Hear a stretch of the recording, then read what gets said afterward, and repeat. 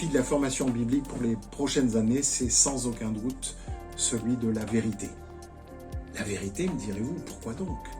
C'est un vieux débat qui a toujours agité les chrétiens. Certes, mais nous arrivons dans une période de post-vérité, une période post-factuelle rendue possible par l'usage massif des réseaux sociaux. Et beaucoup d'évangéliques ont malheureusement cédé aussi à cette post-vérité.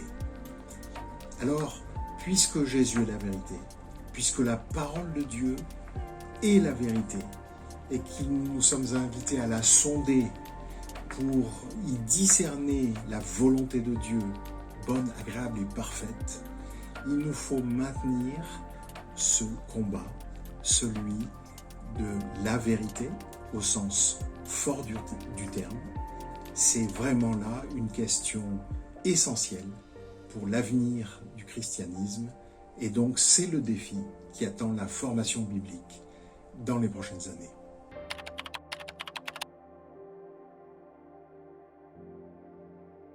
Les trois raisons qui peuvent nous conduire à nous former sur le plan biblique tiennent toutes à la Bible. Comme son nom l'indique, formation biblique.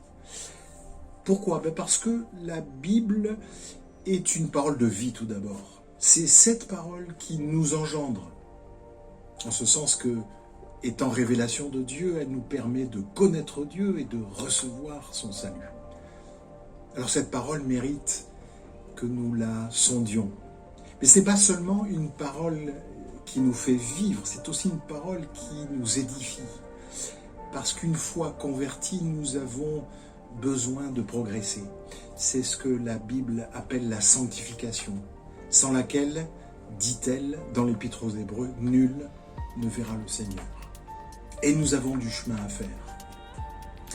Mais en plus d'être une parole qui fait vivre et d'une parole qui édifie, c'est aussi une parole qui nourrit l'espérance. Parce que notre horizon n'est pas l'horizon de la fin de notre vie ici-bas. Pas même la fin de ce monde. Notre horizon, c'est celui de l'éternité. Et pour persévérer, nous avons besoin de nourrir notre espérance. Or, où la trouvons-nous, sinon dans la Bible? Pour ces trois raisons, il est nécessaire que tout croyant prenne le temps de sonder les Écritures, de la méditer et de se former à ses côtés.